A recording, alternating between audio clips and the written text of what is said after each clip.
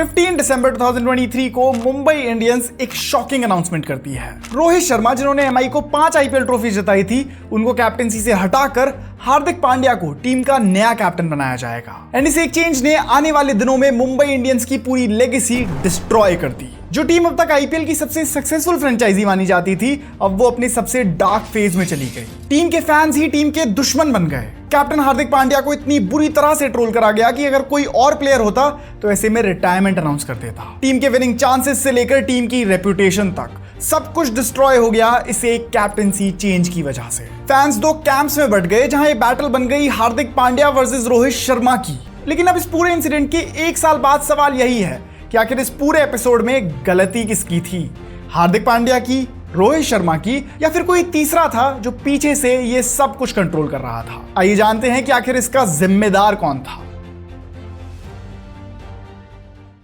इस कहानी की शुरुआत होती है 2023 के वर्ल्ड कप के बाद। जब इंडियन टीम वो फाइनल मैच हारी तो 140 करोड़ दिल टूट गए। देश में मायूसी छा रही थी, जहां रोहित शर्मा के फैंस तो उनके साथ खड़े थे, लेकिन कई लोग थे जो उनकी कैप्टेंसी पर अब सवाल उठा रहे थे। एक तरफ तो पूरा देश इस हार्ट ब्रेक से उभर रहा था, वहीं दूसरी तरफ सभी आईपीएल टीम्स लगी हुई थी अपनी अगली मूव प्लान करने में, ताकि वो अगले आईपीएल सीजन के लिए अपनी बेस्ट टीम बना पाए, अपनी टीम को और मजबूत कर पाए। और इसी बीच सबसे शॉकिंग मूव प्लान करी मुंबई इंडियंस ने। बस वर्ल्ड कप खत्म होते ही खबर उड़ने लगी कि मुंबई इंडियंस हार्दिक पांड्या को अपनी टीम में वापस लाने का सोच रही है।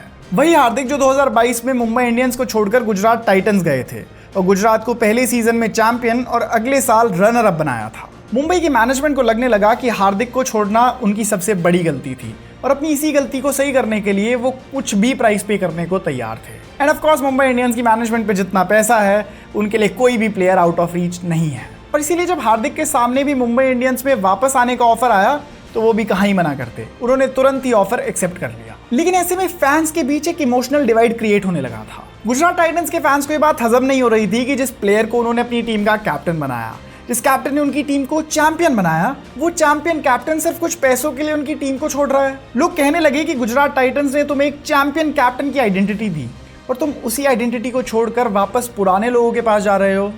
क्यों? सिर्फ कुछ पैसों के लिए? दूसरी तरफ मुंबई के फैंस तो एक्साइटेड थे कि भाई घर का बेटा वापस आ रहा है। लेकिन मुंबई के फैंस को भी ये नहीं पता था कि यहाँ सिर्फ घर वापसी नहीं हो रही है, यहाँ पर पावर ट्रांसफर होने वाली है। हार्दिक पांड्या सिर्फ टीम को ज्वाइन करने नहीं आ रहे थे, वो टीम को लीड करने आ रहे थे एज अ कैप्टन। यानी कि अब मुंबई के राजा रोहित शर्मा का कैप्टनसी एरा खत्म होने वाला था। फिर जब प्रेस कॉन्फ्रेंस में ये अनाउंस हुआ कि हार्दिक मुंबई के नए कैप्टन होंगे तो पूरा क्रिकेटिंग वर्ल्ड हिल गया। लोग कहने लगे कि इंडियन टीम का करंट कैप्टन, जिसने तुम्हारी टीम को 5 आईपीएल ट्रॉफी जिताई हैं, तुम उसको कैप्टनसी से हटा रहे हो। लोग फ्यूरियस थे और उस दिन इतनी ज्यादा हेट बन गई कि मुंबई इंडियंस के सोशल मीडिया अकाउंट्स पर से उस दिन 5 लाख लोग अनफॉलो कर गए। लोगों ने कहा कि this is not strategy, this is betrayal, this is disrespect. News आई कि गुजरात टाइटंस ने अपने कैप्टन हार्दिक पांड्या को मुंबई इंडियंस से ट्रेड कर लिया है, जहां हार्दिक पांड्या को तो मिलेगी 15 करोड़ की फीस और साथ ही गुजरात टाइटंस को मिलेगी एक undisclosed transfer fees. Ambani family की तरफ से भी स्टेटमेंट्स आने लगी। नीता अंबानी ने कहा कि she is thrilled that Hardik Pandya का मुंबई इंडियंस फैमिली से वापस रियूनियन हो गया।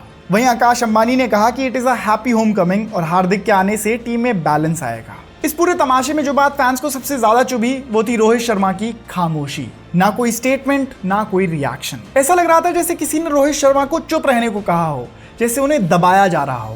फैंस ने एमआई पर सवाल उठाने शुरू करे कि ऐसे कैप्टन को हटाने की क्या जरूरत थी जिसने टीम को इतना कुछ दिया।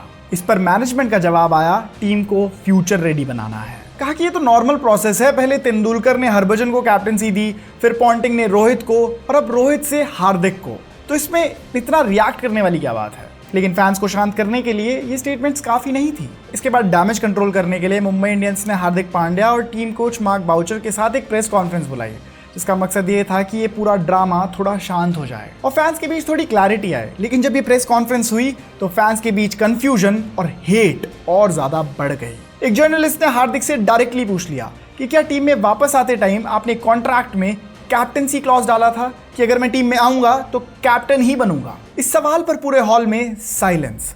हार्दिक को जवाब देने ही जाते, लेकिन उसके पहले ही उनकी मैनेजमेंट ने माइक्स बंद कर दिए। मतलब सोचो, इतनी इनसिक्योरिटी कि माइक बंद करने पड़े। फिर मार्क बाउचर से पूछा गया कि आखिर रोहित की जगह हार्दिक को टीम का कैप्टन बनाने की वजह क्या है। मार्क बाउचर भी जवाब देते हुए बड़े ही अनकंफर्टेबल दिख रहे थे, क्योंकि उनके जवाब में ना तो कन्विक्शन था और ना ही क्लैरिटी। इस सब का नतीजा ये हुआ कि मुंबई की जनता के लिए रोहित शर्मा एक लॉस्ट मसीहा जैसे बन गए और दूसरी तरफ हार्दिक पांड्या बन गए एक विलन।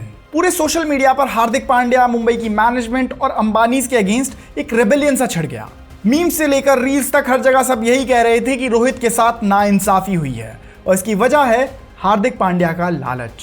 यहां तक कि कुछ ओवरली स्मार्ट फैंस तो बॉडी लैंग्वेज एक्सपर्ट्स बन गए, जहां वो हार्दिक और रोहित की स्टोरीज को देखकर ये जज कर रहे थे कि इन दोनों के बीच में टेंशंस कितनी गहरी हैं।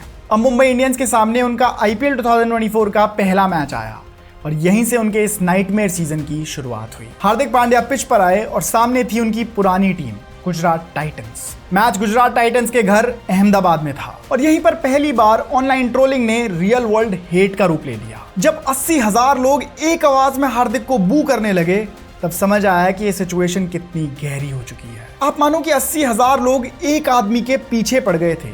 80,000 वर्सेस 1। सब लोग शॉक में थे। इवन कमेंटेटर्स ने भी पूछा कि क्या कभी किसी इंडियन प्लेयर को किसी इंडियन ग्राउंड पर ही इतना टॉक्सिक वेलकम मिला है। ऑडियंस के लिए तो ये मैच हार्दिक पांड्या वर्सेस रोहित शर्मा का मैच बन गया। फैंस चाह रहे थे कि मुंबई इंडियंस ये मैच हार जाए ताकि हार्दिक का कैप्टनसी रिकॉर्ड खराब हो जाए, और जैसा फैंस ने चाहा वैसा ही हुआ।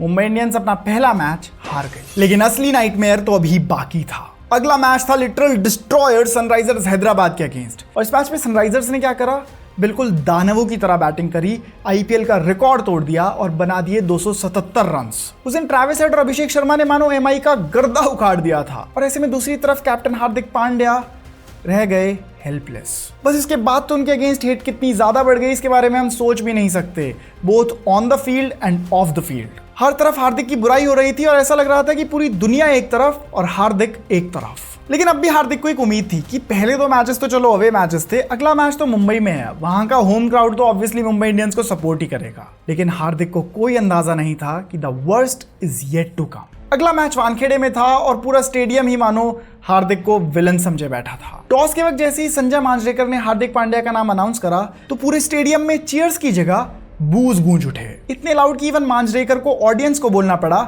बिहेव। लॉयल्टी के ताने, हेटफुल स्लर्स और जितनी बुरी से बुरी बात आप सोच सकते हो वो सभी हार्दिक को बोली गई।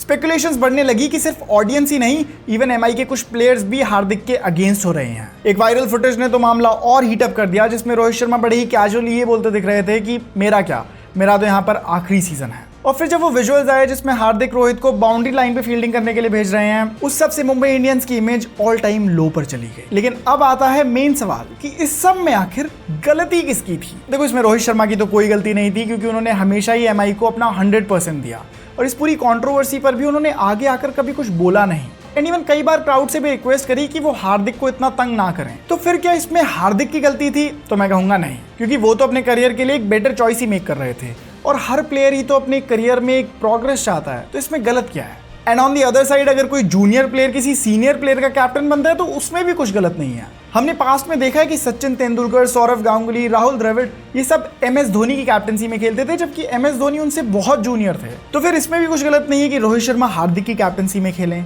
तो फिर वही सवाल पर आकर हम अटक गए कि आखिर गलती किसकी थी, हार्दिक की नहीं, रोहित की भी नहीं। सच तो यह है कि सब में सबसे बड़ी गलती थी मुंबई इंडियंस की मैनेजमेंट की। अगर शुरू में ही मैनेजमेंट को लगा कि टीम की कैप्टनसी अब हार्दिक को संभालनी चाहिए, तो क्या ये आइडिया सबसे पहले रोहित के साथ डिस्कस हुआ? क्योंकि शुरू में जिस तरह की रोहित शर्मा की बॉडी लैंग्वेज थी और जिस तरह की प्लेयर्स के बीच के तनाव की न्यूज सामने आ रही थी, उससे लग रहा था कि सारे प्लेयर्स सेम पेज पे नहीं हैं। और अगर हार्दिक को फिर भी कैप्टन बनाना ही था तो ये पूरा ट्रांजिशन एक डिग्निफाइड तरीके से हो सकता था। जैसे RCB में जब भी कोई नया कैप्टन आता है तो कोहली खुद स्टेज पे जाकर बैटन हैंडओवर करते हैं, जैसे CSK में धोनी ने ऋतुराज के लिए किया। और अगर रोहित खुद एक इवेंट में हार्दिक को टीम का लीडर बनाते तो आज हार्दिक के लिए पूरी ऑडियंस चीयर कर रही होती। लेकिन MI के अनाउंसमेंट में रोहित का नामो निशान नहीं था और इस वजह से कहीं ना कहीं ऐसा लगा कि रोहित शर्मा से कैप्टनसी छीनी गई हो। देखो, मैं ये नहीं कह रहा कि फैंस टॉक्सिक नहीं थे, फैंस तो एक नंबर के टॉक्सिक थे और हैं भी, लेकिन उनके गुस्से को भी MI की पुअर मैनेजमेंट ने ही फ्यूल किया था। अगर मैनेजमेंट इस ट्रांजिशन को बेटर हैंडल करती तो ना इतना ड्रामा होता, ना टीम की यूनिटी हिलती और ना हार्दिक पांड्या को विलन बनाया जाता। वो तो शुक्र है कि ये सब हार्दिक पांड्या के साथ हुआ, जो बहुत मेंटली स्ट्रांग है और इस तरह की कंट्रोवर्सीज पहले भी अपने करियर में हैंडल कर चुके हैं।